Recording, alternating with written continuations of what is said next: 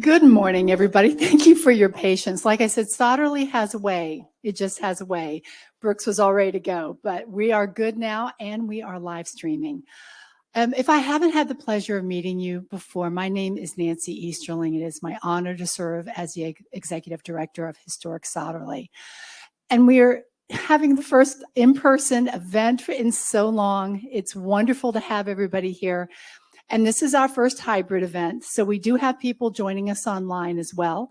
So if you're signing in online, sorry for the delay, but go ahead, sign in, let us know where you're joining us from, and you're going to be able to put your questions in the chat later when we get to that section. I wanted to say thank you to our sponsors who are making this event possible. For the last couple of years, we've had the Maryland Humanities and the Maryland Heritage Area Authority who have done so much to support our Common Ground programming, and they are helping us with this. As Jeannie mentioned earlier, part of this grant process is that we're creating a video today. You see some wonderful, talented people here from Focus Video that are going to be doing a film with us with our wonderful, talented Meredith Taylor, who's standing in the back trying to look anonymous, but she's back there. And she's going to be our project director, former trustee and Sotterley Fellow. She's amazing. And so we're going to have a wonderful short film created with our Descendants and about Common Ground. It's going to be aired in August. We are going to once again have a live in-person, very wonderful full day of programming for our UNESCO Day of Commemoration. That's when it's going to be aired. So mark your calendars for August 20th. You know, one of the special things about Sotterley are the people. It is truly the thing that I think is the most special since I've been here. Our members, our supporters, our community partners, our volunteers, all part of our Sotterley family. So by being here today, by the way, you're all part of our Sotterley family. But up on the stage today is a particularly wonderful subset of our Sotterley family, a representative subset of our Sotterley family, our descendants. Our descendants have been, for a quarter of a century, helping us shape what Sotterley needs to be. And the ones you're seeing up on stage today truly are a few of our leaders. There are more leaders. There are incredible people who have been helping us. But it is just such an honor to have each and every one of them. They are some of my favorite people up here today. Before I turn it over to Jeannie, I do know that Gwen Bankins, our secretary of the board and the head of our Preservation, Restoration, Interpretation Committee, did want to say a few words. So I'm going to turn the mic over to her, and then she will turn it over to Jeannie. Good morning, and I'd like to thank everyone for coming. The Descendants Project has a life of its own. One of the things you don't know is when you're a descendant, you don't know the uncharted territory that you're going to go through. There's a lot of emotions. For me, it started 40-some years ago as a kid when Agnes Kane Callum first came here. You know, the slave cabin, you know, the door had a do not enter sign and there were chains on it. That's like our history. As I grew up and through school, I didn't hear about people who looked like me outside of Frederick Douglass, Harriet Tubman, Benjamin Banneker, and a few others. To me, if you look like me, your ancestors were slaves, and that was the end of the story. They lived and labored in the field, nothing else. But my classmates had descendants from the Mayflower, you know, the Ark and Dove, you know, and you could share their history. In 2012, the Enterprise ran a news clip. It was in the community forum about I think Sotterley was going for government funding, and he felt that the slave cabin should be pushed over. We shouldn't talk about it. This should be a nursing home or a recreation and park center. They didn't need anywhere that slaves contributed and worked. It should not be funded by the government. So for me, you can't hide history. You must talk about it. Agnes uncovered a lot. Jan, can you join me up here for a minute? Jan Briscoe and her dad, I both worked with in the community before I even knew that her family owned my family. As you look at Sotterley archives and you see the relationship between Agnes and Judge Briscoe, you'll see that there was healing. We can walk back through history and learn from it in order to not mistake it. One of the things that's important to me with everything that's going on with the racial climate is to acknowledge when individuals give life to history. The Descendants Project has a heartbeat of its own. It has touched so many. We are an extended family. We share a common bond. One of the things about the common ground is that there's a little lady that's responsible for that kind of idea. Her name is Jeannie Pirtle. And we felt, as descendants and as members of the board, that her efforts needed to be recognized. So the plaque, as you see, has a photo of the slave cabin as dominant. That door that was closed, symbolically, you see it's now open. She's giving us a voice, and she's coming up with so many different ways to connect us.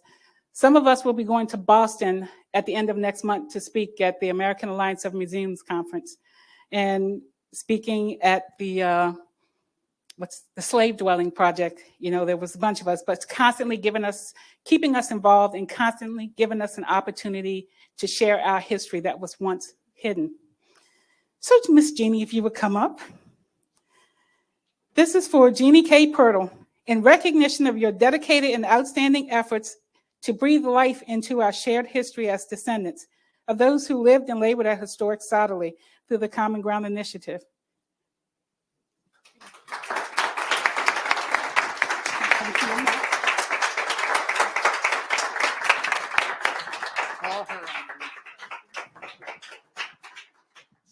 And now I'd like to turn it over to the lady that gives us the voice. All right. Well, welcome everybody. And you will find in your programs some wonderful bios of our speakers. So I am not going to reread that to you, but I will introduce the people on the panel. Jerome Spears, raise your hand. Jerome. Trudy Telefero. Gwen Bankins. Jan Briscoe. Angela Wilson. And we're still waiting on one to arrive, Martina Callum. So let's get started with the questions. Those of you at home, if you're joining us virtually, make sure you're putting your questions in the chat and tell us where you're from. Okay. So the first question, and there's no order you can answer, but I'd like everybody to contribute. Each one of you are descendants of Sotterley, but usually the trees go in other directions in Southern Maryland. Please speak about one or two of your ancestors that come from Sotterley less mentioned, or in other places around Maryland and St. Mary's County. I'd like to get started. Okay, I guess I'll start. So I guess people know a lot of the names that are typically bantered about when you talk about Sotterley. And one of the times I came down here, they had signage, and they probably still do actually, but they had signage in different areas, and they would show people their work. And I think there's one picture of Victor Schreiber doing something with tobacco. And there's another picture of a guy they called Mud Stevens working with the turkeys. And, you know, you see these last names, and of course, genealogy and DNA, that's my thing. So I'm into surnames. And so I'm seeing this guy, Mud Stevens, and I'm remembering my grandparents talking to me about my grandmother's father, who was John Lewis Stevens. And they told us that they called him Red. So I'm seeing my great grandfather, who they called Red Stevens. And then I come to Sotterley and I see this guy on the wall and they say, that's Mud Stevens. I'm saying, this might be a connection here, this whole thing with red and mud and so forth.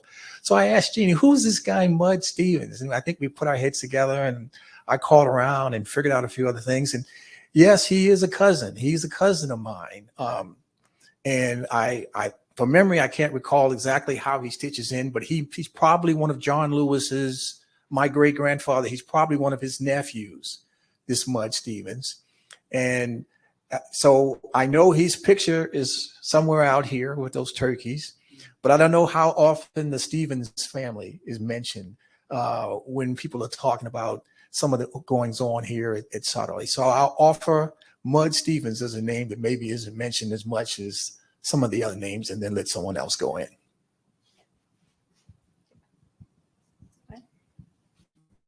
I am a newbie at Sotterley, a new descendant discovery, only about 5 years old. All of you have a lot of rich history on my history.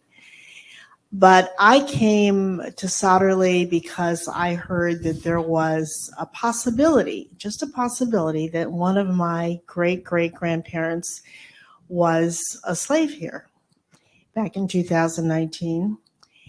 And of course, when I walked into this slave cabin, I was floored and saddened.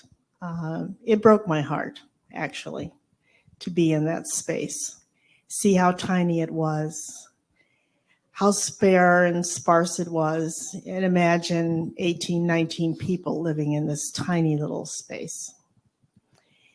And it occurred to me that maybe there was some truth to the fact that there was a slave in my family that was descended from Sotterley.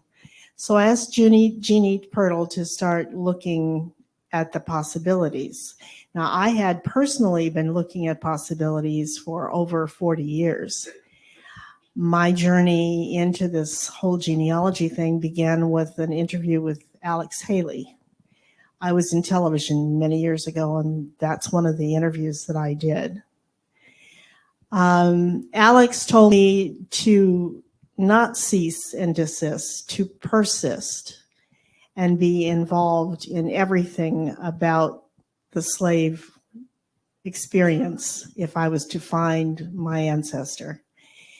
It turned out that within a year after I had discovered Alex and he had discovered that there was a connection perhaps here at Sotterley, that Alice Kane Callum's book came to my attention. Agnes Kane Callum's book came to my attention. And I looked in there and I found two names that struck me like lightning. William E. Blackistone, whom I knew as my great-great-grandfather, at least by name, and Caroline Williams, whom I did not know, but who was his wife and who was in fact a slave here at Sotterley. So that's where my story for Sotterley began. And it has been a long journey. It has been a journey filled with lots of information and wonderful memories of my grandfather telling me about how life was here in the Leonardtown, St. Mary's County area. So that's my story. For me, I can't do the names like Jerome did, but I'll tell you some of the surnames. Jerome did a presentation last January about how we have to remember back in the day that we didn't have cards, so people walked. So therefore, that's why individuals, it seems like you're always related to everybody in St. Mary's County. So just as with Jan's family and my family being connected, I didn't know until Agnes came up with the Sotterley connection. Well, Dante Eubanks and Kelsey Bush were working together 10, 12 years in the community. Didn't even know we were related. On that side, you have the Plowdens, you have the Fenwicks. You know, my cousin is a Medley. Her mom found one of her missing ancestors here on the list from the Land, Lives, and Labors display. I think the most interesting thing is that Kelsey's great-great grandmother or aunt was married to my great-great-grandfather. So I was just like, how did we miss that? It's that hidden history. So a lot of the names, the Briscoes, Butlers, Scribers, we all grew up right here within 10 miles, not even knowing that we were connected to a common place. So that's that shared history. So. Okay, well, I found my way to Sotterley while researching my second and third grandmothers, Charlotte and Maria, and I found them here at Sotterley. And that's on my maternal side. On my paternal side, we come from the Barnes, who come from Tudor Hall. And I see we also have some Barnes who were enslaved here at Sotterley as well. So that's more research that needs to be done. And in addition to that, my Lyles, Nettie Lyles, was married to Victor Scriber. She was one of my cousins. And my cousin's great-grandfather was born here at Sotterley. Well, he was here as an infant at Sotterley, living 2 doors from the Canes. So a lot of history here. And I think we're pretty much all connected in some way. I guess I'm next. So, as most of you know, my family, the Briscoes, owned Sotterley for many decades in the 1800s. It was actually inherited by Emmeline Dallum, I believe her name was, and she married Dr. Walter Hanson Stone Briscoe, who hailed from Charles County. And again, they had a large enslaved population and a thriving plantation enterprise here. He was also a medical doctor, Dr. Briscoe, and he had, I believe, 13 children. And, just again, in the answer to your question about maybe one of the relatives that's not as well known, one of his daughters, Jeanette Briscoe, married a Thomas, which was another established family. They own a very historic home still to this day called Deep Falls in Chaptico. And Dr. Briscoe did believe in women getting, of course, Caucasian women getting an education. So his daughters were well educated, and Jeanette ended up being the first president of what is now St. Mary's College. It was called St. Mary's Seminary then. And so there's a big history of many of the descendants on my side that I think is not well known. So that's just one of many. Thank you all. The Descendant Project at Sotterley has a mission statement, but what is your vision for descendant involvement in the future beyond what descendants are already doing? Oh boy, I can see how this is going to go here. A pattern's developing. Okay, the mission statement. What should the mission statement as it relates to the descendants be in terms of our involvement? Well, I believe we're in a window of discovery, a window of opportunity. My parents and my grandparents, they were probably up to the neck in so many issues in this country during that era, like everybody else. But there were probably a few other wrinkles that were thrown in that maybe other communities maybe didn't have to wrestle with on top of that. And they certainly, I know I had an aunt who has passed, and another aunt who's in her 90s who's still with us. And she's now very active in genealogy and historical research. But I'm sure doing it 40 years ago, I don't think she would have been as much. So one hats off to Agnes for being in that era and carving out enough time to start down, to be the trailblazer that she was.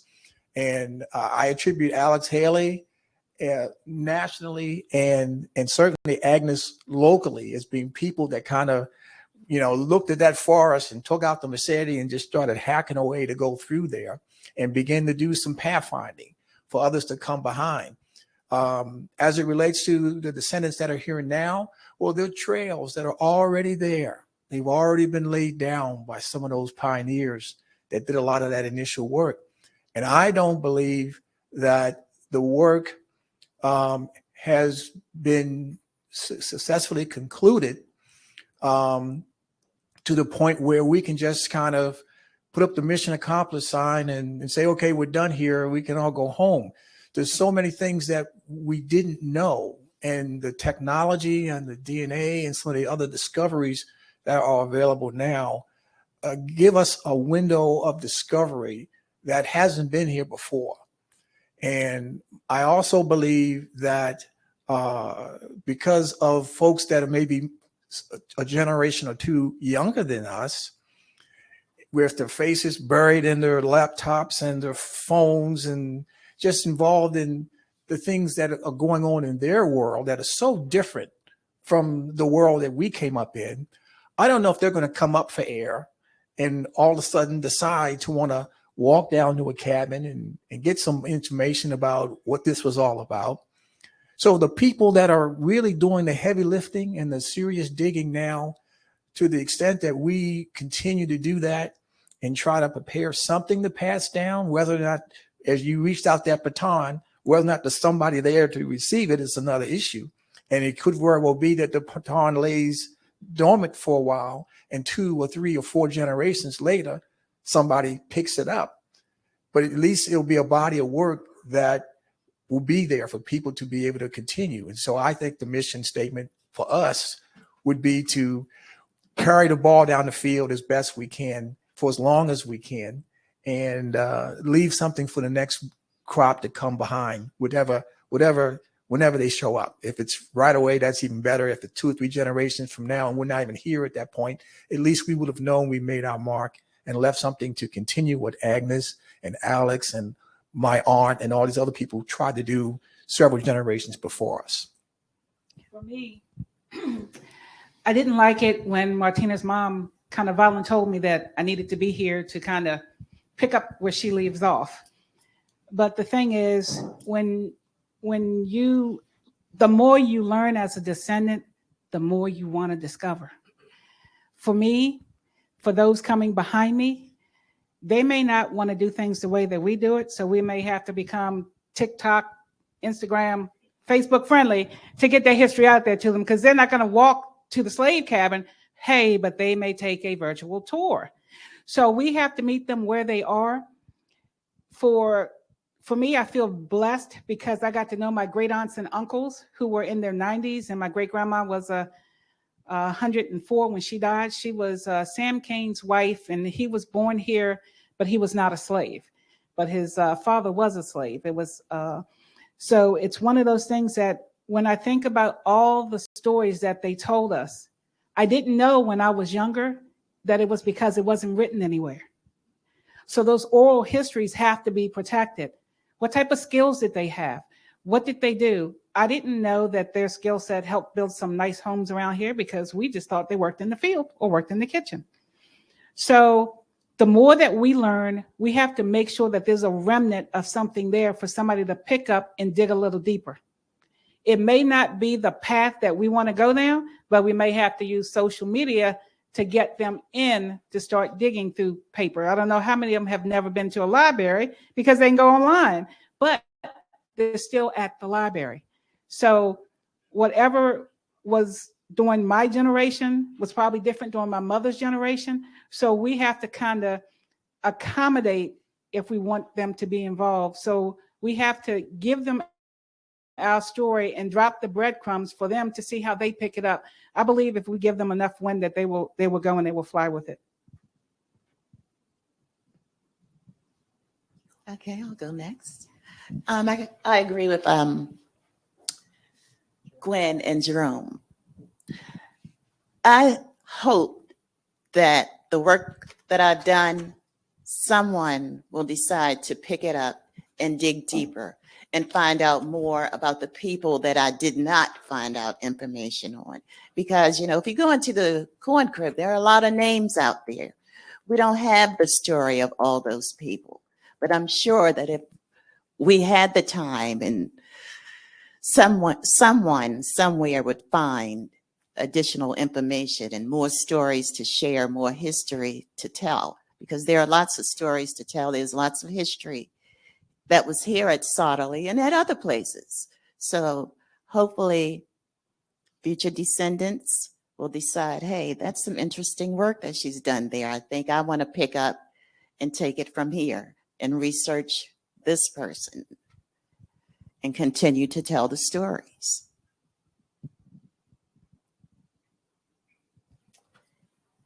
I'm about the truth, and the truth be told has to happen. The truth of this place is harsh as it is gentle.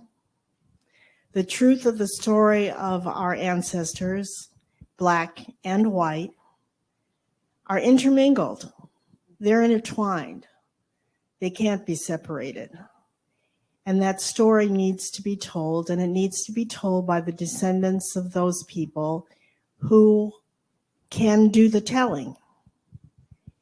So I am happy to be here to make sure, hopefully, that some of my stories get told, my family stories get told, some of Jan's family's stories get told, some of everybody here's stories are told, but told in truth, not in fanciful nonsense, but the truth of what's really going on and what really went on here at Sotterley. What's going on now is great. It's bringing us all together. Look at this room full of people of color, people who are Caucasian. This is the truth of our nation. And I think we really need to concentrate on that. And I'm glad to see that the descendants are so represented, so well represented, with such richness of their heritage.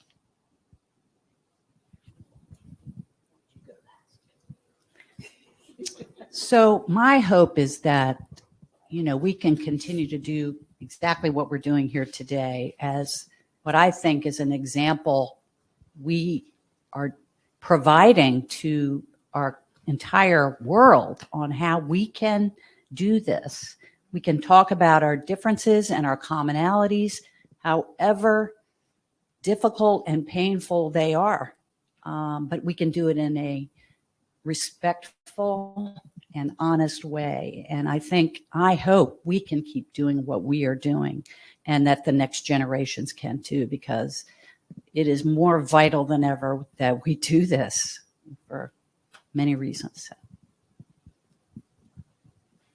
Is this on? Oh. My name is Martina Callum, and the Descendants Project is enormous. My mother, I got involved because my late mother picked her volunteers the same way the Army does. Okay, so you didn't have a choice. And the beauty of what she did and what she was doing is she wasn't angry. She wasn't angry. When she first started coming to Sotterley, she would reach out to relatives in the St. Mary's community and invite them to come over. And she would get comments like, well, what are you doing over there? We don't need to go over there. And her mission always, and she told me this many times when I was in school, if you can't document it, shut up. So she constantly went about gathering information, writing on 3x5 cards, way before there were computers, and storing all this information. And we cannot get a complete picture without the whole picture. And the entire picture includes all of us, Black, white, green, yellow, because they're Native Americans down here in St. Mary's County. And some of them figure into our own history. We just don't know it yet. So to have the Descendants Project is just it got a lot of my cousins motivated. You know, they're interested. They want to know. And I found out additional information about the family after my mother passed on because of the project and meeting other distant relatives. But she was right. If it ain't documented, shut up. Tell us how Sotterley has affected your thinking and life. Be as honest and real as you can.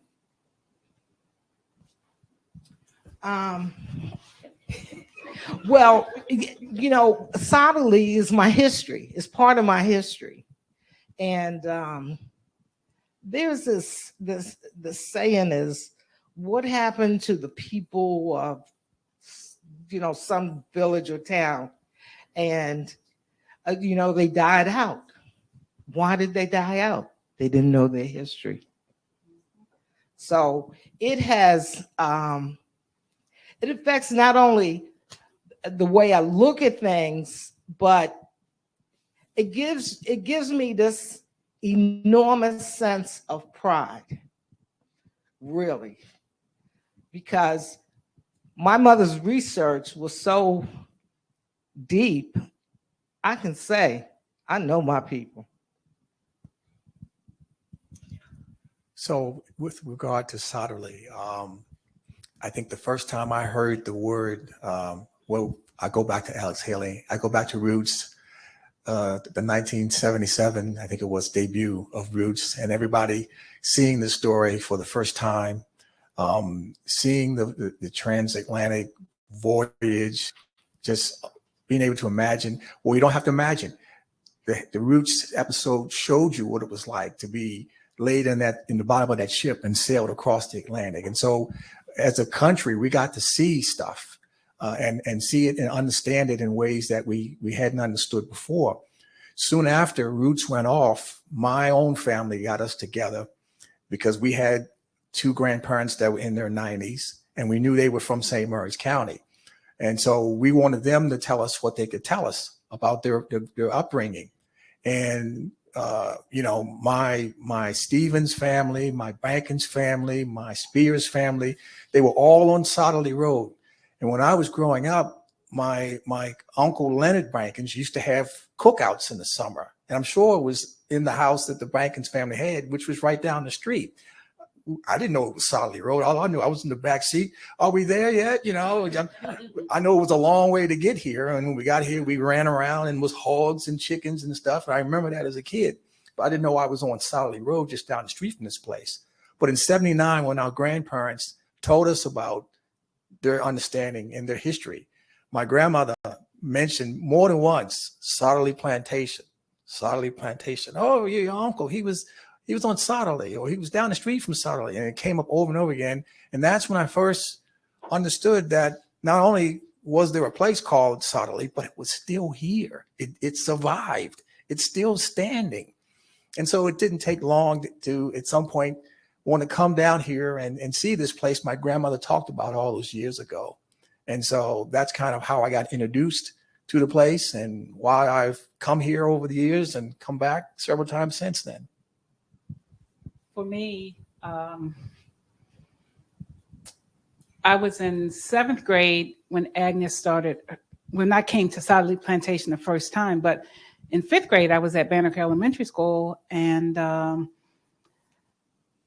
again, like I was saying, my classmates talking about all the wonderful places that their people were descendants of. And we never really talked about how Banneker got there. Well, on my hand, you see my dad's class ring from 1955. And that's always been one of my favorite things to have. At that time, I was attending Banneker. I didn't know it was a colored-only school. Didn't know my second great-grandfather was associated with the colored schools, getting together to get the high school together. My great-grandfather helped to lay the foundation. My mom and dad went there, and I went there. But then Agnes came in like a whirlwind, and I kind of forgot about it. And then as I got older and being here, and then Jerome comes along. We were here at the UNESCO event. So I'm finding out about my banking side. So Martina mentioned about Native Americans. Well, Well, through Agnes, through Martina, through Jerome, I have my third and fourth great grandmother who are Native Americans, but they have no names. But thank God for Julia King, so I can hopefully through her papers on the Native Americans who were over at Chaptico Manor, probably find out who they are. But again, it's the Sotterley connection that keeps the train moving. The more that I'm here, the more that I learn. I was looking over one of Agnes's newspaper articles before I came, I guess it was yesterday. It was about taking ownership. That means, to me, it means all those stories that were told to us, they now make sense. They were telling us because we didn't know. When I look at my great uncle Hilary Kane, I looked at the things that he learned, the things that his dad did, they learned as slaves.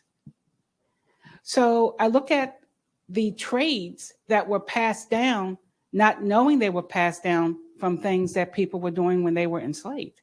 I just thought that's just their career, that's their job. But I'm looking at my family and I'm seeing how things relate to the way people work, the education. My great aunts were fierce with education. My cousin is sitting over there, Deborah, and her mother, my mom would graciously allow us to go and spend the summer with them up in PG County. And there was no playtime and no fun until you learned Maryland history, United States history. Why is it such a big deal? Because during the time that they grew up, they didn't have that opportunity. So again, I come back to my great grandfather who was born here, not as a slave, but who was here. And you look at that transition in time. Martinez and her Hillary King, he lived here 40 years as a slave, and then the last 13 he wasn't. How do you wrap your head around that? How can you be enslaved on Sunday and on Monday you're free? Well, there's a lot of things that you have to deal with.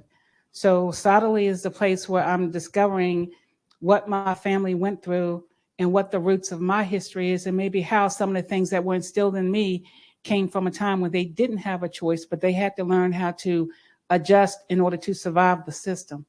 Racism is still there, it's alive, and it's ugly. But my family survived along with other families. So the courage and strength comes from what I've learned about my ancestors here at Sotterley. And that's real. That's real. That's real. And being as real as I can say that a lot of that fierceness that you're describing exists in my own family as well. And it probably came from the experiences that they had here at Sotterley and at other places. In my particular case, the slave trail doesn't end nor necessarily begin at Sotterley. I believe what happened here in my case, or my family's case, was that Sotterley was gifted, if you will, the slaves from my family to do a portion of the work. They came to Sotterley rather late in the game, in the slave game, according to what I understand anyway. They weren't here in 1800 or 1830 or 1840. They probably came here around 1850 or late 1840s. So they were near the end of slavery, but they also had specific jobs and specific gifts that gave them something to look to beyond what was going on in the fields. That's not to say that what was going on in the fields was not important, because it certainly was. But they were, if you will, some of them house slaves. And they learned a certain finesse, a certain kind of way of living, possibly learned to read. In fact, I'm pretty sure that my great-great-grandfather could read some, because he was working in an area that required that. Wheelwrights and carpentry actually required a certain kind of understanding of materials that you wouldn't get necessarily by working in a field. At any rate, I think what has happened over time is we have lost the fact that not all slaves did work in fields or in kitchens. We had some trades, we had some knowledge, And that knowledge catapulted to the next generation and the next generation and the next generation after that. So today, the wide scope of who we are as African Americans in this country is because we have all of these experiences, these collective experiences that have made our lives more enriched. And we owe it to our children and our grandchildren to tell them that story, to let them know that they have a place in the pecking order of things, and they need to pick up the pieces, do their work, learn what's being taught in school, demand that they know what should be known, and that they move the next generation to even higher planes and higher levels of achievement. What was the question? How has it changed your way of thinking? Okay, I can tell you exactly how it's affected my way of thinking. Okay, when I first started doing research, one of my cousins wanted to go to a plantation. And I told her, no, I was not going to a plantation. But then, as you get into your research, you find that, well, eventually you're going to have to go somewhere. So we finally made it to Tudor Hall. And then on our way home, she said, we're going to have to come back again, but we need to stay longer. So we can come up on a weekday or for a few days and we can stay in a hotel. And I said, no, there's no way I am going to stay in St. Mary's County. The whole town is a plantation and I am not staying there. But then eventually, as I got further along into my research, I was led to Sotterley. And so I had to come here. And once I got here, I found that, we have a lot of preconceived notions about a plantation and thoughts. But when I got here, I found that it wasn't just slavery. It's also about learning who you are, learning about history. As they say, how do you know who you are until you know where you've come from? So, yeah, I found that here at Sotterley, I learned a lot about my ancestors, other people's ancestors, a lot of history here. It's a place of learning. It's also a place of working out your feelings about how you feel about slavery and plantations and that sort of thing. It's not just suffering. It's a lot of suffering, but you get to work out how you feel about those things. Jan? So for me, having grown up a few minutes from Sotterley, knowing my family used to own it, that was fine, but didn't really know what that meant, Went to high school here, local school. In retrospect, look at my yearbook, African-American Briscoes right next to me. Never connected the dots. Hey, maybe we're connected somehow. Just wasn't talked about back then. Thanks to Martina's mother, going to see my father and saying, hey, guess what? We have a very close connection here. It just sort of evolved into where we are today. We've come so far. My family, all of us, we've had to learn to be open-minded and learn about our past, all of it. And it's been, a very humbling and not always easy, thing to do. But thanks to Sotterley and Jeannie and everybody up on the stage, making, our family feel that, hey, we're connected with each other. Let's do this. It's become a very positive and, incredible journey for me. So how do you see Sotterley in 5 to 10 years? And what would you change, if anything?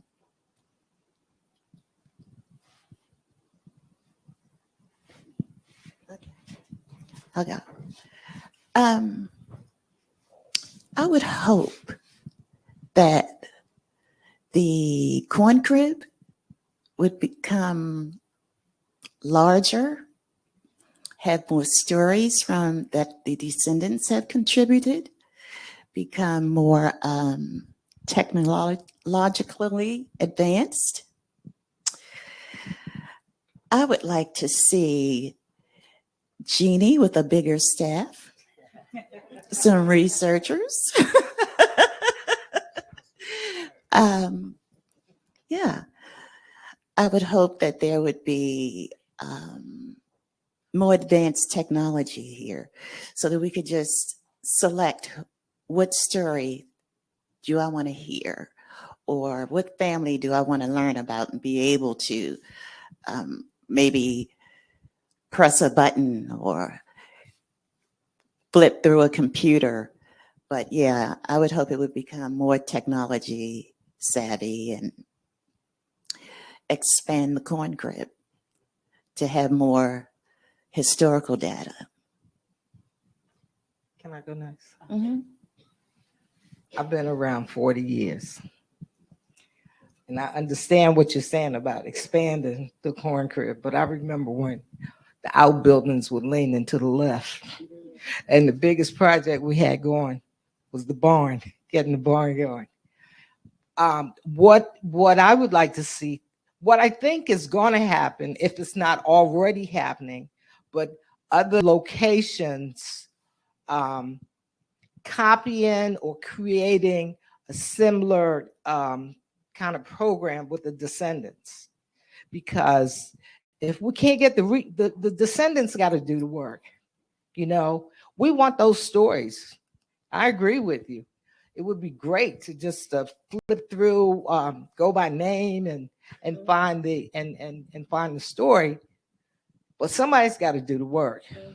And it's a lot of work. If you have an enemy, don't pray for revenge. Just teach them how to do some genealogy research. it will keep him up night and day, night and day.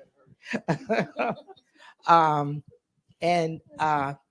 I can see what you're saying about expanding and having all that information, and it's important. It's really important. But I really think that Sotterley is going to be copied. You know what we're doing here is it's going to be copied. It has to be, because people want to know. For me, I believe that we need to tell the story about tobacco, about the Watermen, because wherever you are in Southern Maryland, that is a consistent story. The Knott family farmed here, and I know there's something in the corn crib on that, but you look at the way of life. We have more room here to tell more stories, so more exhibits, you know, of course, making sure the buildings are preserved, and of course, modern technology, but not, most of all, keeping the story accurate and transparent, you know, making sure our staff is taken care of, you know, and just being a place where people can come to heal, discover, and explore. And I believe that we already are that place. We just have to take it one step at a time, but we must have the resources and support to do that. You know, our Growing for Good program, people often forget about that. But I mean, over 9,000 pounds of food in the last 8 years, I think is incredible to give back. You know, so we have to look at Sotterley and look at all the things. We see the acreage rate here, but do you also know that the fifth graders have a hothouse? You know, do you know that, you know, the Special Olympics, the kids come here and do things? We have to look at the entire story. That means the farm, that means the environmental work also that's going on with natural resources. We also have to learn about post-emancipation, the stories of the people who were here. You know, we have more of their relatives or descendants coming on board now, so maybe we have more pictures that we can share, because a lot of the ones who wouldn't talk about the story, the descendants that are my age are now finding out about it. There's a young man that I went to school with in the first year that Jeannie did Common Ground. He was here at the program because he had just found out that his family was tied to Sotterley, And I think of that's 30 years his family could have been involved. So maybe when we find out that somebody that we know is connected to Sotterley, maybe holding their hand to walk through the journey together, because we need the families who are connected, whether they were owners or the enslaved or the indentured servants or the ones who just worked. We need to include everybody. So that's why I'm at. Telling the story and telling it in a big way. Again, I look at my own background and I say, okay, where can you be most useful? Well, perhaps in public relations, which I think this place really needs. Jeannie has done a fantastic job of getting the word out as much as she can. But you're right, she needs a team of people who can do that.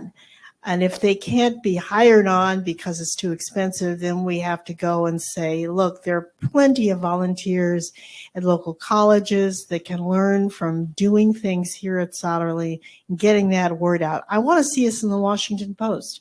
I want to see us in the New York Times. I don't see any reason why we can't have our very positive story in those papers. And I am one who believes that if you put the word out and you make it enticing enough, people will come. Remember the old baseball story? They will come. People will come. And that's what we need in order to get to that next benchmark and the next one and the next one. So Trudy, you know, Sotterley was on the cover of the New York Times and the Washington Post, and over the decades when Agnes and my dad were, you know, this place was on the verge of collapse. Do I it think. again. So exactly. So that's happened, but it needs to keep happening. You are so right, because we do have such compelling stories here and we are groundbreakers, all of us, but it's easier said than done, you know, and in my happy place, Sotterley would not be just always, you know, crisis oriented because of the nature of this 90-acre property with 20 very fragile historic structures and just finding the, you know, sustainability that has always been elusive, you know, so we're not always worried about paying the electric bill or, you know, a wine festival that's rained out and there goes, you know, a lot of money we really need. So that's just one of our realities here, but hopefully someday we'll get past that and we could focus more on this kind of stuff. So I think the term comes to mind, prototype. I believe that, and others have said it in different ways, this is kind of a prototype that I think should be copied, can be copied. If you listen to Jeannie on her website episodes every Thursday, I think it's Thursdays. Yeah. I think in one of her iterations, she talked about the War of 1812 and the British were burning everything. They burnt the Capitol. They attacked Baltimore and they did all this stuff. In some kind of way, this place didn't get touched. And you stop and you think, why was that? How did this place manage to still be here, even surviving wars and hurricanes and other sorts of things that could have otherwise have had this place wiped away, but yet it still stands. And maybe it's because it's meant to have survived all that for a reason. And the people that are in this area and the descendants that come from it, you know, we've got to look at that and say, oh, okay, it is here for a reason. And we're part of what that reason is. And so while the structures are still here, the people who can come and visit these structures need to continue to do the good work of talking about this 300 or 400 year history that this place has in this place we call America. And so that's one thing. In 5 years, I'd like to see, or 5 or 10 years, I'd like to see other places copying this prototype and trying to move it forward. You know, America has, you know, so many things we're struggling with. And you look at some of the universities, you look at some of the other historic places in this area and other places that are really coming to grips or struggling with what happened 100, 200, 300 years ago and trying to figure out how to handle that. Well, if if we can break the code here, if we can set the mark, and then some of these other people that's struggling and say, hey, those folks at Sotterley, they got a pretty good thing going on. Yeah, and next, you know, other people are trying to use a model similar to that so that this thing just begins to grow and expand and say, there is a way we can all do this together and not, you know, be at each other's throats, you know, the way we have been at times in the past. So I'd like to see it be a prototype that other people copy in 5 or 10 years, or even starting right now. So if you had to explain to someone why Sotterley's stories, land, and historical assets must be preserved, give your speech now. I'll start, if you don't mind, for a change.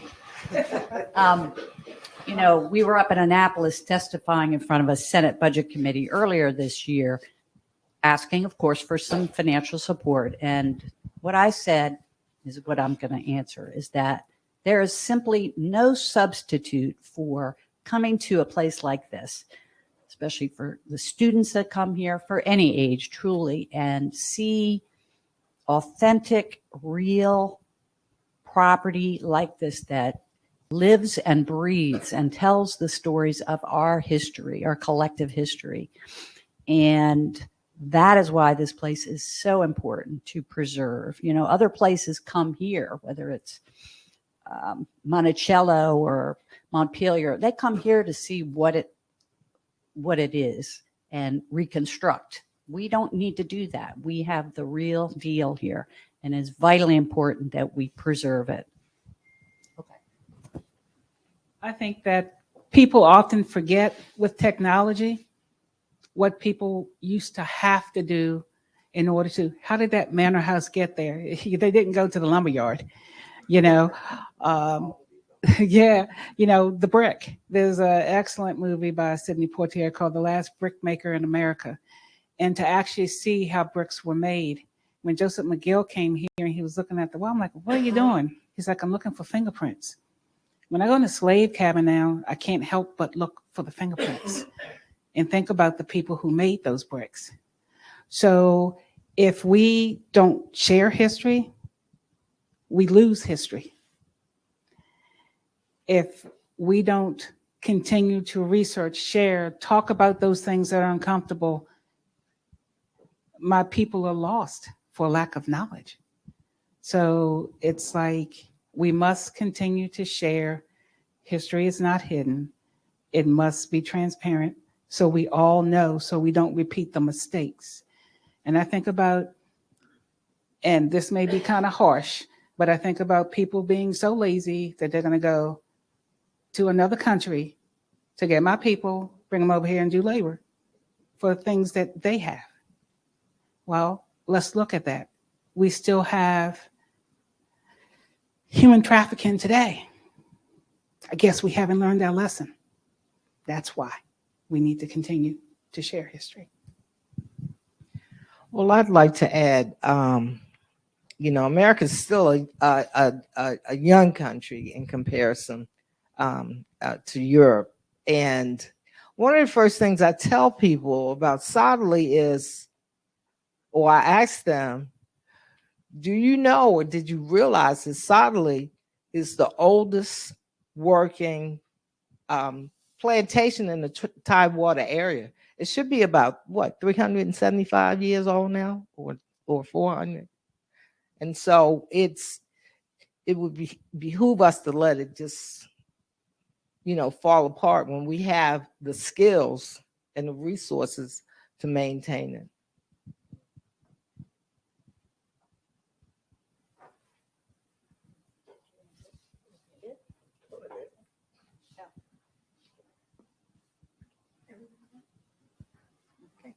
So what would you change about Sotterley, if anything?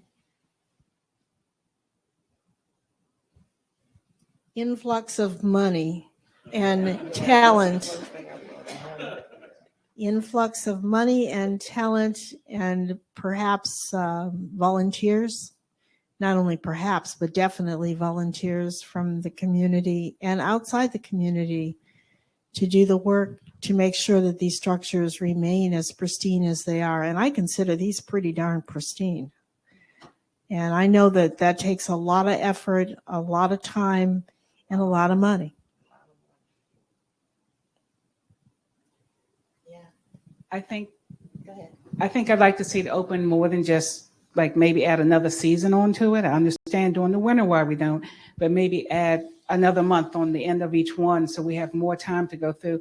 And I like living history. I think tours are great. You learn a lot, but I like living history. So I think having individuals here that can actually share the story to actually help you to relive from the experiences that the people that we don't know went through. I think it just adds another dimension to it or another layer to it. And I think that would be great. But of course, we need the money to have those people here and the volunteers. So, yeah. Well, that's what I was going to say. I would hope that or wish that Sotterley would have more money to meet their budget and to expand their programs. I mean, it's such a great place of learning. It's, it's a historical place. It's a great place of learning. They need more money to expand their programs. And I think one of the ways that can happen is recognition. That Sotterley, hopefully its recognition will expand and increase, and technology can help with that. Obviously, it already has, that we have supporters from all over the country and sometimes in different countries, and not always descendants, but people that believe in what we're doing here. So I think that's one of the keys, right, to that support, hopefully. So Gwen talked about reaching folks at TikTok and all that other stuff that people do these days. Yeah, whatever they do. Yeah. And I think in terms of changing, maybe it's not just necessarily changing, but expanding and moving more into the areas where the following generations are going to be, so that they can be pulled into some of these narratives and get an appreciation for it. If we keep doing things the way we're accustomed to doing it, but they're not interested or they're not gravitated towards those approaches, then we're going to lose them just because we didn't move to where they were, or at least try to meet them halfway. So maybe we need to continue those efforts to move in the direction of the following generation so that we don't lose them because we just didn't use the right shiny object to draw them in. I'm almost afraid to comment because I've been around for so long, like 1977 and 78. And I know there are places, probably more than likely, right here in St. Mary's County, where if we show up, they're like, oh God, not them again. Now what do they want? So, it's always money. It's always money. We need docents. Docents need to be paid. And until we can get a really aggressive fundraising campaign going on that works year after year, if somebody gives us 100,000 this year, that's wonderful. Guess what? Next June, it's gone. It's gone. It's gone as soon as they get the check. So I wouldn't change anything. I just maybe hope I hit the lottery and I can say, look, Sotterley, here go $5 million, let's call it a day. Then we would have everything. But honestly, I am so proud of what has been done here. And I'm telling you, these buildings were dangerous. They were dangerous. Every time I look around this barn, I'm amazed because I remember all the calls for the money. Survey. Okay, I think we're going to open it up for questions now for our audience and for those online. So if you're online, make sure that you put your questions in the chat. And I think Nancy is going to Nancy and Catherine are going to handle the questions. So if you have a question, just raise your hand. And if you can stand up when I bring around the mic to you. So Dave, I'll be right back up to you. Dave, if you can stand up, please. Hello, I'm Dave Brown. I want to thank all the panelists for very moving statements that they've made. And I want to particularly thank Mrs. Banks. I suspect you're the one behind the award for Jeannie, which I just think is a wonderful thing to have done for her. I'd like to answer some of Jeannie's questions. One is, what kind of research would I like to see being done? And one aspect of that would be to know much more clearly an answer to a point that Ms. Banks raised. How did you go from being a slave one day to being a free person the next day? How did families who made that transition here make it?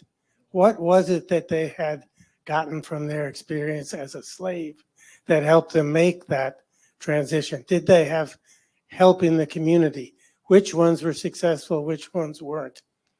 And since there's Jan is here, I think Jan knows that I've done a great deal of work on her great-grandfather, trying to understand his way of thinking, Walter Hanson Stone Briscoe.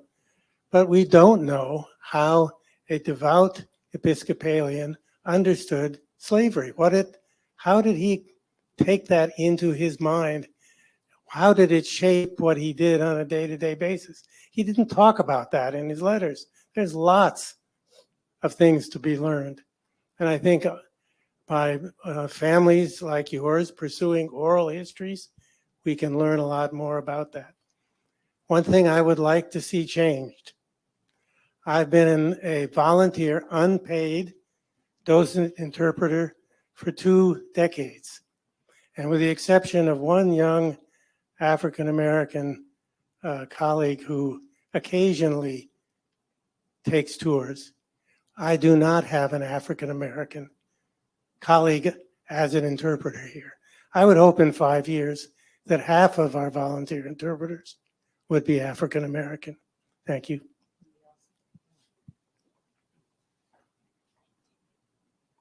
Do any of you want to comment on anything that Dave said before I get to the next question? Well, I would. The question was, it sounded like there were 2 questions.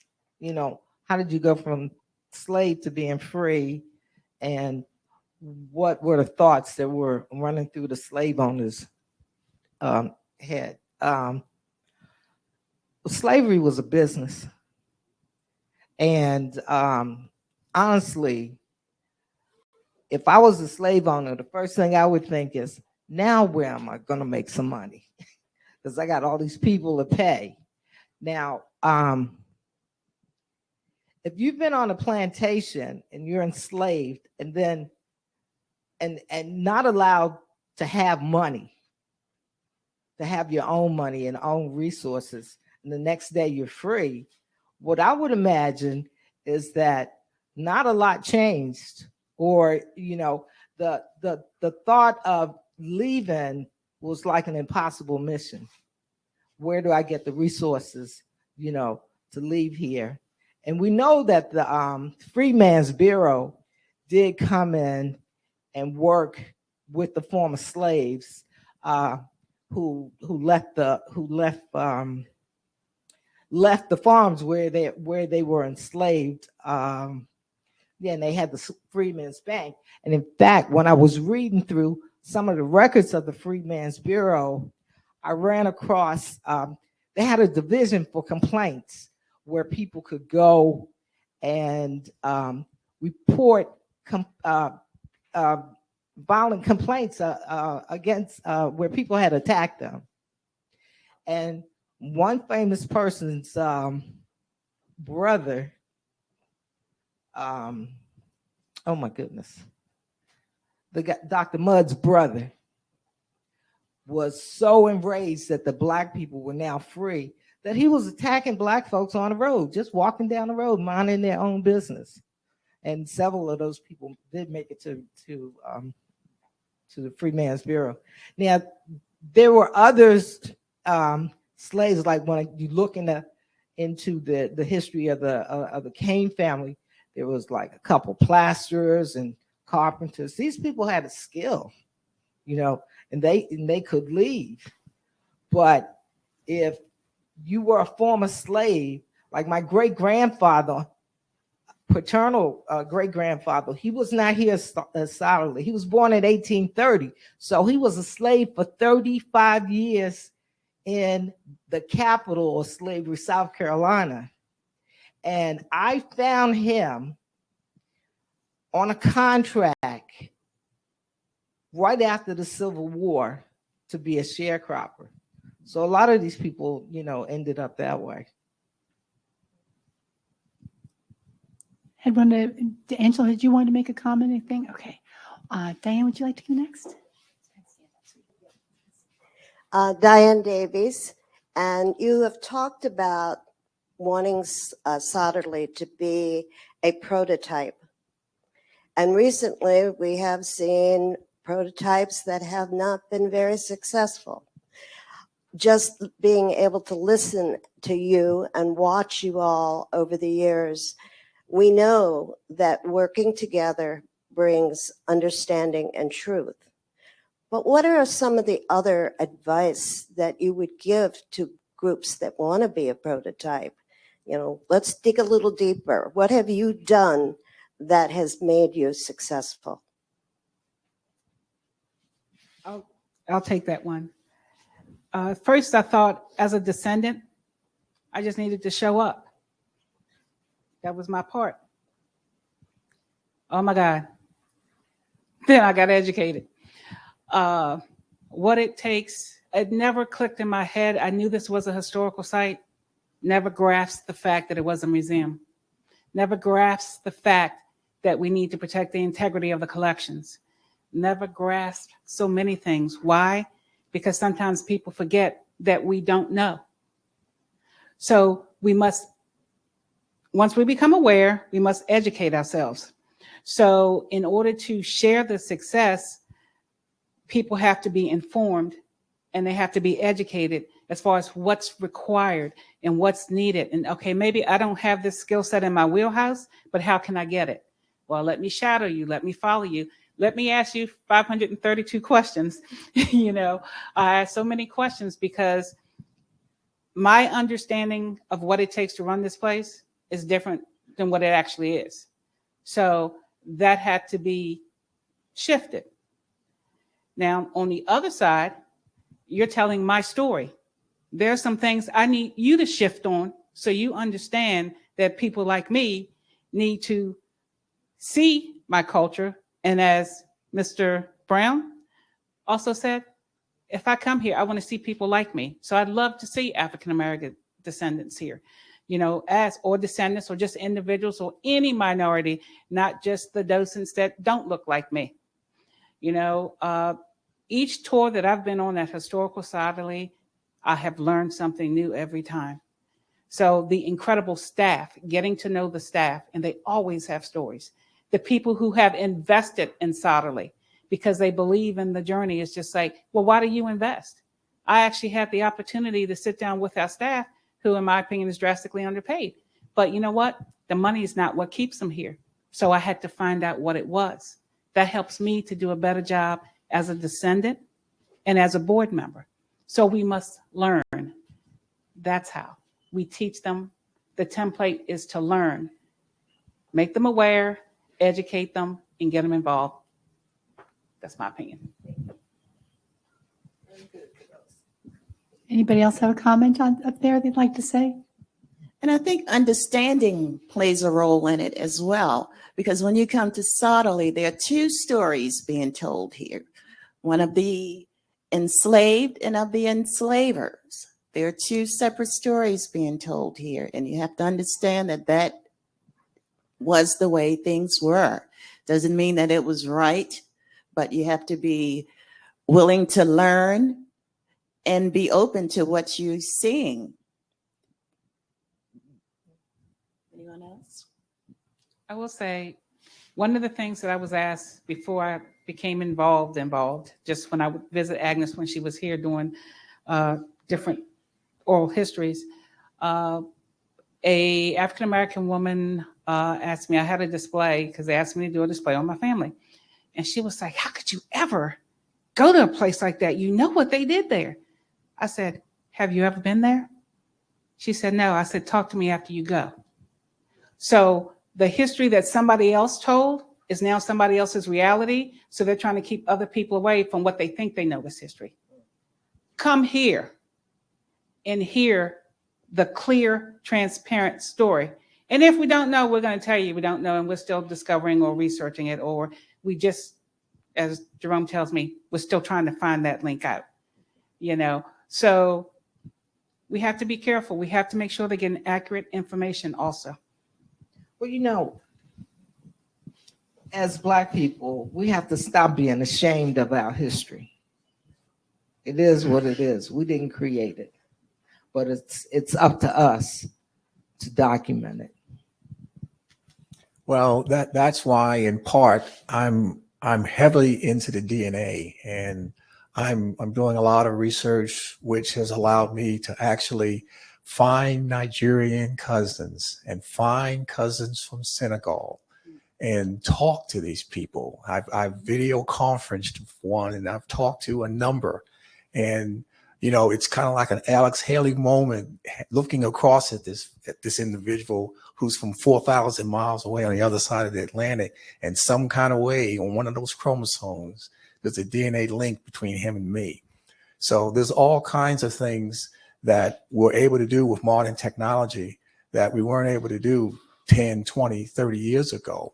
And so to the degree that we're taking advantage of what's out there now, we've got to do that. And that's just one thing I'll offer to this discussion. Other questions in the audience? Coming over. Give me a second. I'm on the way. I know better than to run because then I'll fall, but I'm on the way.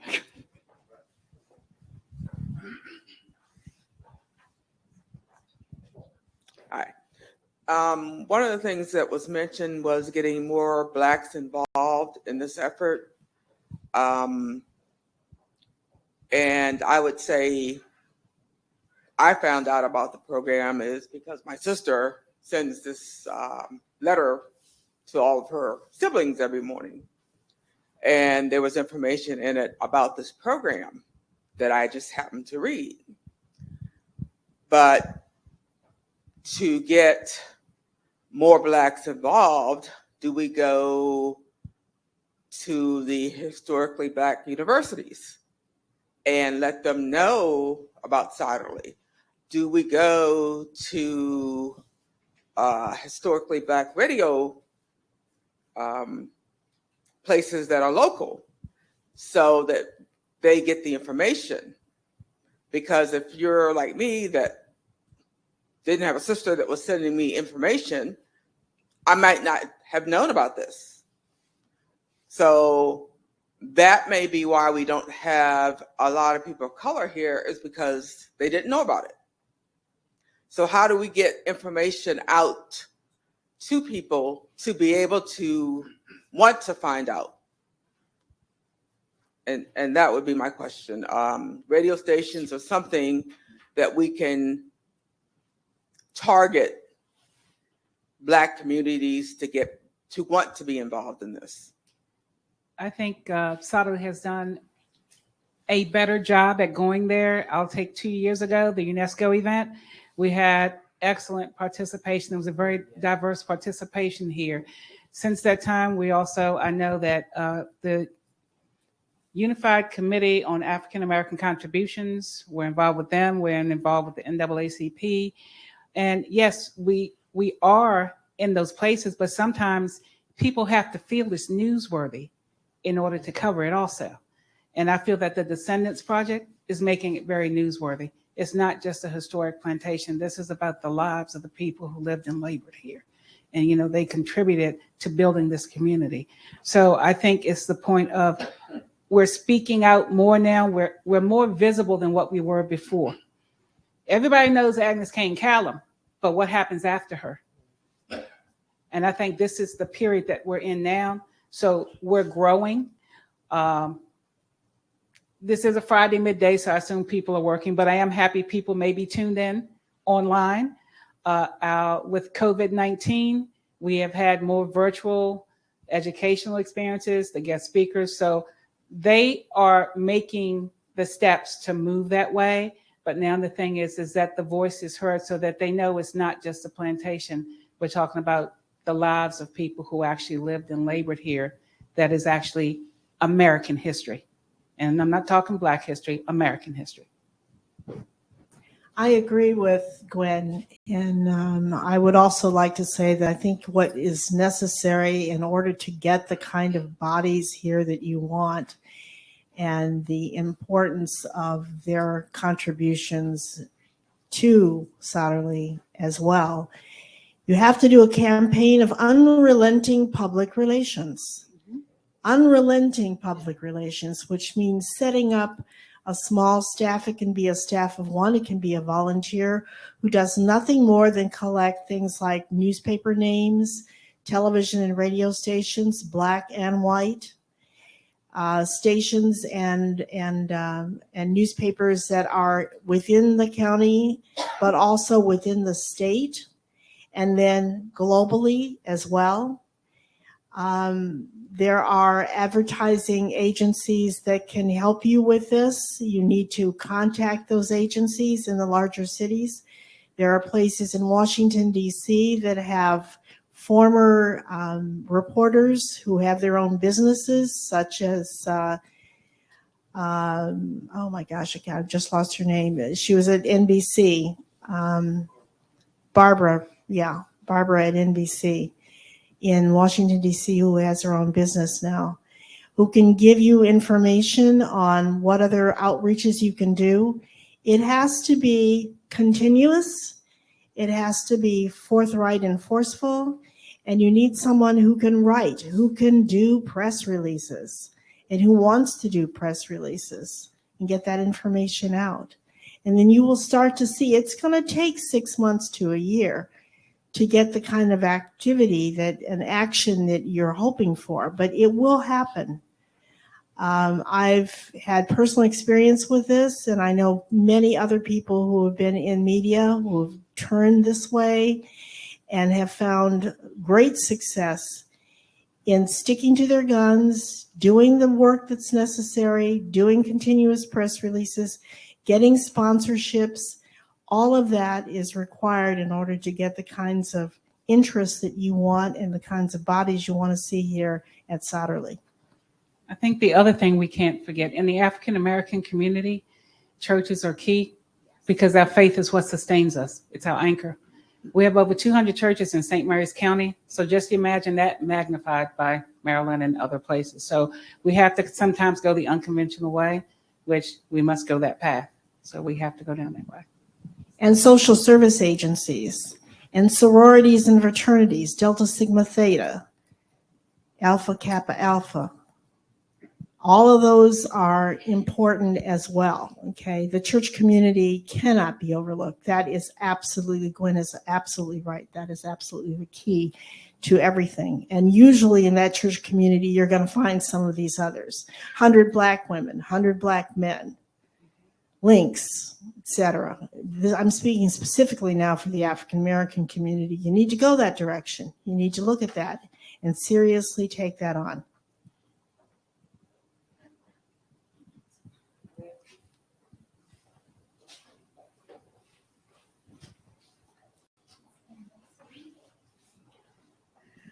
Good afternoon. I'm Elma Jordan. I'm the sister to Robin.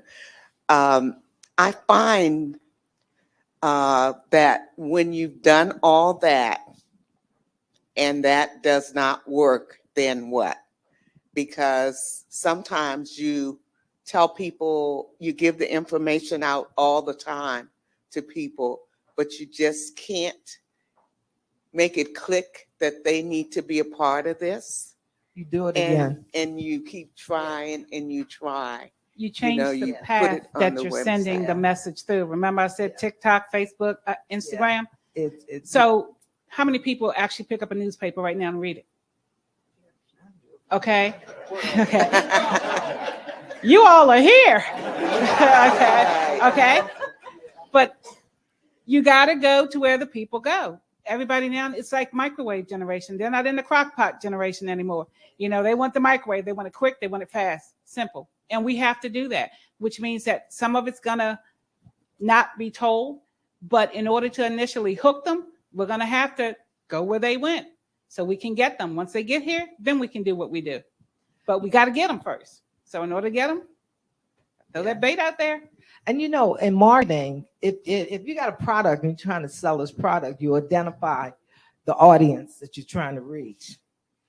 And if you get a 1% response from the audience that you're directed to, that's a good response. I know it sounds terrible, doesn't it? But that's a good response. Yeah. So, you know, if we're reaching 50,000 people, we probably need to reach 100,000 so we can at least get 2,000 or 3,000. Right. So, sometimes, but don't give up. Sometimes I feel that you almost need to have a bus and go and then individually pick those people up and bring them, you know, would be the only way you would get them to someplace like this. Oh, because that's an idea. you keep telling and you keep sharing, but I'll keep doing it. Yeah. Thank you. You also have to remember word of mouth is your credible source. So those of you that are here, you can reach 10 people. Those 10 people can reach 10 more. Yeah. You know, are you going to go with what's in the paper or what somebody told you as, oh, wow, they were really passionate about what they saw or they experienced. So you're going to put that on your bucket list to do. So those who come and support, we need you to share what you experienced here so others can experience it also. The bus works. You know, in the bus, no, the bus works because I came down here on the bus several times with my mother. The bus works. Go into the back, just 1 second. Thank you. Good morning, everybody. I'm so glad to be here. I've been coming to Sotterley just as a local resident, you know, coming down from Charles County and walking around the grounds here for many years, and I have seen the progress. And so I'm very glad about that. I am a historian, history major.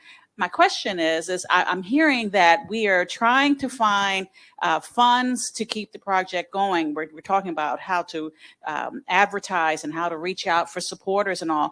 But my question is, have we also, we talked about the need for docents and people to volunteer and for researchers. Have we reached out to the universities in the area, the historical departments, and asked for volunteers to help us with research, to help the young people, history majors, to do volunteer research, to come and be docents here?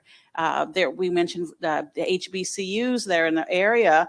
There may be many who would love to come down here and to do their volunteer work, internships, and things like that. That's awesome. I like that. I like that idea. It really is. It's really good. On behalf of Jeannie, I would like to say you also need to have someone in-house who can direct that. And Jeannie is like on overload, I know. And it is allowable if you can have someone who can do the teaching, who can do the mentoring in the first place. And I think that's something you have to think about before. And I like your idea. I love your idea. And I think it's an important way to get schools, particularly universities. And I don't know, I'm from California and we have tons of community colleges, and I could just reach out and call someone and have 50 people show up. I don't know how it works here in Maryland, if you could do that well in that short a period of time. But if you can, having a teacher come along with them who can be the mentor, who shows them how to do the work that you need here so that it doesn't fall on the shoulders of the people who are already doing heavy lifting, would be, I think, a good idea. Anybody else want to comment up there? Okay, I'm coming to the other side. I see you.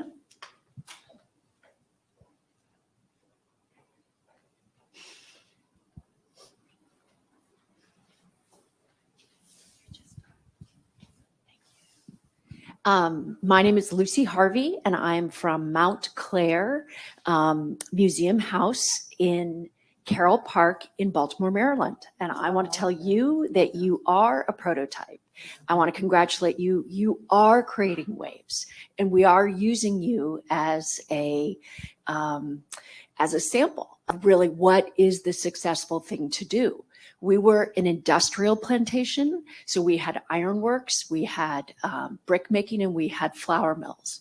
We also, our family left the house and the land about 1850. So we don't have an identified population of descendants yet. We are still doing that outreach. But I would like to know from you, what is the most important thing? Because I think we have to identify and go out and ask people. And that's going to be a little bit of a strange, message to come to you. So what do you think is the most important thing that we do as we look to find our descendants? I'm just curious, do you have pictures? We don't. What we have is census records, and we have the last inventory. So often we have some last names, but not a lot. We do have some families identified, but we only have like census records from the 1850s. Now, where's it located? So we're in Carroll Park, and do you know where? Right next to the big like public park. It is in the mansion. Park. It's the mansion in the park. Okay, right. Yeah, my mother's been up. We went over there. So we're doing we've been closed for about 4 years now. Yeah. And we are doing a huge reinterpretation because we really were only telling one story, and that was the story of the enslavers. So now we're telling the story of everyone who lived and worked there. And that includes more than 200 enslaved people, indentured servants, and convict laborers. Well, with the census, you can also look at the slave schedules. Yes. Because it's such an urban area. I mean, it's like right in the city. Right. Yeah, it's fascinating. And it was industrial slavery. So that's the other thing. Mhm. And it was separated. So we had an estate, and then we had the Baltimore Ironworks. So yeah. But anyways, what do you think is the most important thing as we reach out to these people? Let me ask one more question, because I think I saw something on this on a YouTube video. Has somebody, or maybe more than one video, been done on this place already? Yes, but not kind of formally. So- other people have talked about it. So when I asked, did you have pictures? I meant, is there a structure? There's still a structure there. Oh, The building- absolutely. We have a mansion. Yeah. So if you've got, there's your calling card right there. You've got that physical structure that's still there. You could stand up a Facebook page maybe and start beating the drum and saying, hey, this place is still here. It goes all the way back to prior to the Civil War. And we're now actively looking for folks who maybe either were part of the enslaved community here or part of the folks that were the enslavers, and we're trying to gather up. Have you put your kids in Ancestry and Family Tree and 23andMe? We can start using DNA to start stringing us back together and helping us tell the story. I think you got a great foundation to work with, because that building is kind of exhibit A. You still have something that's physically there that you can use to say, hey, it's still here. And it's got a long history. We're trying to now share that history, and we're hoping that the community will come and help us to do that. So those would be some of the things that would come to my mind. I made one outreach and I got no response. So I'm just wondering, what do you think? How should I approach people? What is Got to do more than one. Yeah, no, absolutely. But it was my first one, and I got a little burned. So what do you think? What is even the tone of what we're saying? Okay, it's called Carroll Mansion, right? It's called Mount Clair. Mount Clair in Carroll Park. Okay. Yeah, you got to hit the internet really, because when you mentioned it, the vision that I had was, I don't know what street that is. I don't know if it's Baltimore Street or Washington Boulevard. Washington Boulevard, which is like a major thoroughfare. And then there's this park, a really nice big park. And that's the former plantation. Right. And if I had kids, I wouldn't want them to go to the park because they got to cross this dangerous street. You know, I immediately had a mental picture of where you're located. But the Facebook page is important, that if you don't already have one. Yeah, that's real important. I'll come by and see you. Yeah. And it would be nice if you could put up, if you have some surnames, if you could put those names up as well. Yeah. I mean, I'm from Baltimore, so Yeah. chances are we know some of those people. They were Carols. Yeah. All right, thank you. Let me just throw one more piece in, because the Carroll family owned Susquehanna Plantation, which was here in St. Mary's County. My great-great-grandmother, Camilla Smith, was enslaved on that plantation. The automobile maker Henry Ford during World War II came and salvaged that plantation before it was destroyed so that they could build a Navy base in the runways and move the plantation to Dearborn, Michigan, which is where it is even to this day. So the Carroll family, they not only were in Baltimore, but they were all over the state of Maryland. And so to the extent that you can begin to identify some of the linkages between your clan of folks that were in Baltimore with the clan that came to St. Mary's County, with the clan that was in Carroll County, or the clan that was out west. I mean, connect all the dots, just even on the Carroll side of the family. And then once you grab all those Carrolls that had tentacles all over the place, you're going to now be able to then touch some of the enslaved populations that were linked to some of those Carrolls, and maybe expand your net a little bit bigger as a result. And you know what would be interesting to find out, if some of the workers or slaves at your location were ever loaned out to the Hampton, what's it, the Hampton House in Baltimore County? Because There's some connection. yeah, because they were Carrolls also. Right, and it's different, and Ridgeleys, and they were intermarried and stuff like that. Yes, we'll get back to you. Yes. We'll talk. See, I told you, you know, you got an enemy. Tell them about genealogy and history. That person will be busy. One of the questions when we were talking about volunteers, the RSVP program is Sotterley part of that. And then I think the school board or the kids stopped coming at 5th grade. We have other programs, but they're not mandated to come. So that may be one area that we kind of maybe look into, is getting some of the older classes to come here for different things. And that makes them aware of what's going on. And I don't know if there's any relationship to something that may be at the tech center that we could involve them in, or something to that nature. So it's possibly getting some of the older kids from the high school, from St. Mary's County High School, involved in coming here. And maybe by coming here, you bring 20 and reach 2. So I'll just address that really quickly, because it's probably going to be easier for me than the panel. But we are a member of RSVP. We do reach out to the schools. It is difficult because the teachers right now need to organize the field trips themselves to come here for our programs. They're mandated to come here for 2 environmental programs, but they're not mandated to come to ours. So that is in our wish list. Let me tell you, she's right. Reach the young people. That's what we're trying to do. You're 100% right. 100% right. Was there anybody else who had a question? Yes, ma'am. I'll be right there.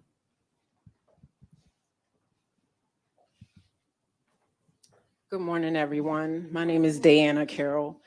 And what advice would you have for someone who has stumbled across family history? And I've started my ancestry and I've done some research, but I feel like it was a bit overwhelming and I've kind of like put it on pause. So I'm not trying to like fumble the football, so to speak. So what I guess, resources do I need to like just keep going so I can continue what my grandparents have started? I'll offer, if you have a mentor or a confidant, someone that's maybe a little further along that you can bounce things off of so that you're not doing it alone. You've got somebody, I just found this and I don't know where it's going to lead. And, and then, well, I know something about that. Here's what I can share with you. Or once you finish looking at that, there might be something here that could also help you. And so maybe they can, if you can find somebody that can fit that role, you might be able to get them to you can hold hands and walk through the journey together rather than you're all by yourself, you're all alone and you're fumbling and stumbling through this, isolated. You want to kind of link up with somebody and have some partnership in this if you can. And so I would offer that as one approach you might want to entertain. Where are you located? Where are you? I'm from here. I'm from Mechanicsville. Oh, so you're down here. Yes, ma'am. Because we have the African American and Historical Society organization where you can join, and usually membership is like maybe $10 a year. We have there's a chapter in Howard County, there's a chapter in PG County, which is up the street, Baltimore City, and you can meet up with like-minded people who can help give you ideas how not to, veer off and get distracted, because, you'll be working on one person and you find something and next thing you know, 2 days has passed and you're a long ways from where you started off. So that organization, I think personally, would be a good place to start, because they even have some of the members go out, and you've done like the genealogy classes to help people get started. The biggest, well, not biggest, but one of the things that comes to mind to me constantly is, now at my age, I got 2 generations behind me. If a generation is 20 years, I got 2 generations of people behind me. And these are people that we really have to reach. So I'll give you the correct name so you can look it up. Yeah. I have better knowledge of the situation, so I'm gonna speak on it. Turn around, Diana. The gentleman at the door is Dante Eubanks. Okay. Her grandfather, Mr. Yorkshire, was tied to the Georgetown 272. Okay, she has to walk the walk to get to you to learn what she needs to learn.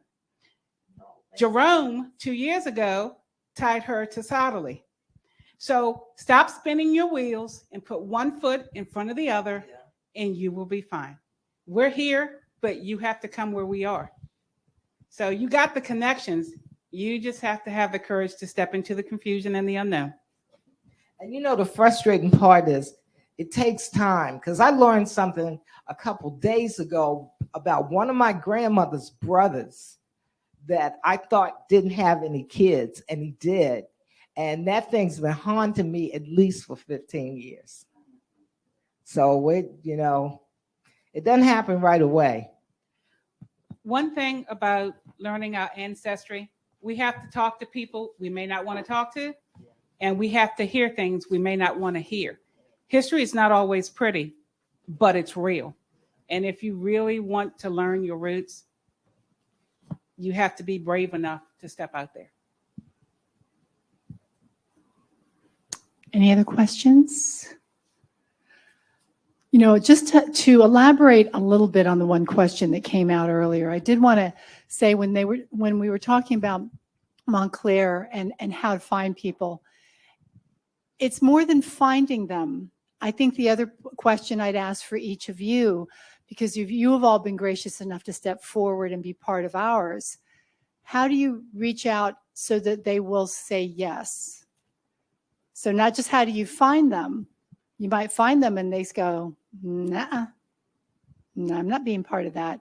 So what advice would you give to her on that front? Trudy, why don't you go first?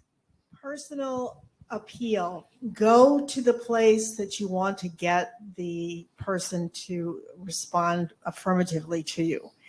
Don't just use a telephone call. Don't just send a letter. If it is at all possible to make a physical appearance, do that in their face. Okay? It works every time. I'll give you a very small story. I went to Alpha Beta, which was at one time a grocery chain across this portion of the United States that I live in. I was working for Children's Miracle Network Telethon. Most of you know something about that. They have the hospitals for kids all over the country, and they do an annual program. I was charged with getting money for the program. And I went and I asked for $10,000. I walked in and asked for 10 grand. I walked out 55 minutes later with 10 grand, okay, as a promise. If you go in and you ask for what you want, that happened to be money, but it could have been service, it could have been just about anything. And you get the right person at the right time, and you plan it. Don't do it on a Monday. Don't do it on Friday at the end of the business day, okay? But if you, and take somebody if you can, that was my one mistake. I probably could have asked for more if I had taken somebody from the community with me. But it's important to do that. It's important for them to see you and you to see them and you to connect and communicate what your desires are. Okay? Let me also offer, it's not a sprint, it's a marathon. And I hate having to put it that way because all of our biological clocks are ticking. And so it's not like we have forever to do this. And yet at the same time, if you approach somebody in January and they don't reply, and then you approach them in March and they don't reply, and then you approach them in July and they don't reply. Well, the good news about that is that you didn't call them on Monday, then you call them on Tuesday, then you call them on Wednesday, because now they're going to block you and you're never going to get through to them because you're being a pest and a hound. But if you use those 2 or 3 month intervals to circle back and say, oh, by the way, I just discovered this about your family connection. And it's been a few months since I sent you something. Here's a new thing I'm working on. You just try to keep them in the game every 2 or 3 months. And you figure, what, this pace is going to take 5 years to reel this person in. Well, maybe it won't take 5. Maybe you get them in 1. But you might get them because you gave those little spaces, those little intervals where they can breathe and process what you just gave them. And then by the time you hit them with something else, they'll go, this guy got back to me a few months ago. And maybe they dig up that last email. And before you know it, maybe now hey, you've been kind of staying on me for a long time. What do you need from me? I need your DNA in the sample. That's what I need. And let me tell you, that's what he did to me. Okay, so it works. Okay, it definitely works. So it's a marathon, not a sprint. Same here. So, because when you have other things going on, say, I don't have time to deal with that right now. I know I'm connected, but okay, when I can focus, and then when I was able to, of course, I had pictures and I had other things, but at that time, what was going on with me personally, I couldn't engage in a way that would have been fair to him. So it's just like, I'm going to do it. Just give me some time. And he did. He did it in a respectful manner to where I did not block him. Well, he was nice about it. He gave you the directions every step you need to take. So it is letting them know that you need them. And because the information that they have is valuable, I think letting them know, I think that's it. Letting them know it's not just important to me, but it can help other people because you're sharing history. Let me share this quick story. People have probably seen those want ads that are put in the papers. You can imagine a person that just got freed from slavery. He doesn't have I was going to say a pot, that's that whole thing, but we'll leave the rest of it off. But they have limited means, and yet they were running down to the newspaper with a nickel or 7 cents or a dime, whatever it would cost to put those ads in the paper. Looking for my mother. She was sold 5 years ago, last seen in New Orleans. Or looking for my brother, or my twin daughters. What happened to my twin daughters? Here's 15 cents. Can you put something in the paper? You know, and these folks were struggling to try to start to stitch together these families that were torn apart by this terrible thing called slavery. And all these years later, if you look at what we're doing now, many of us, I view us as being that follow-on wave of some of those people that just got out of slavery, trying to put the pieces together for the first time that they could. And many of them didn't have success, but they made the effort to try. And so all these years later, we've got the internet, we've got DNA, we've got Google, we've got libraries, we've got airplanes that can fly you to different repositories. We've got stuff at our disposal now that allow this generation to perhaps be at the forefront of discovering things that maybe won't be discovered at all if we don't do what needs to be done on our watch. So I think there's some compelling aspects to trying to do some of this rediscovery, just like our forebears did with that dime, going down to the store and saying, I'm trying to find my mother, I'm trying to find my son, I'm trying to find my twin sisters. So it's a connecting of the dots, and it's a continuing of something that was started so many years ago. You know, if you can press upon the folks of today and the folks that are those 1 or 2 generations behind us, some of the things that people did with a dime when they had nothing. And now we're in this era, and there's other competing things. It's not, you know, everyone's not just in an environment where you don't have other competing priorities. But if you don't carve out some time and make some priority to knowing that, you know, it's important to know from whence you came. And it's important to convey that information to the folks that come behind you so that they can do the same thing. And that's how you honor your ancestors. You pay it forward by reaching back. So I'll stop there. One thing I definitely want to make sure is that history is not just black and white. My family's like the United Nations. So as we go and we try to reach out to people, make sure that it's a very diverse, because you never know how somebody's tied. We have a lot of blended families nowadays, and life is just different, you know, and it's multicolored. So it's more than black and white when you reach out. It's not just a sprint, it's a marathon. I'm going to keep using that. I don't know about you. I could listen to them all day, but I realize it's noon. We are going to need to be going off the air now for our first morning session. But I do want to say, anybody else who's a Sotterley descendant in the room, stand up, please. Dante's already standing up. We have others in here. Thank you so much. And Alma's in the back that says, where'd you go? You were right there. So we have other descendants, over 200 self-identified descendants. That is impressive. And that's the gift that's been given to us that we get to share with the community. So everybody, please give a round of applause for our panel today. They are amazing. We are going to be back online at 1 o'clock. If you got lunch, go see Kim. If you didn't, you can still have snacks. And we will be back in an hour for session 2. And we've already got our next guest in the house, which we're so excited about. Thank you so much. See you in an hour.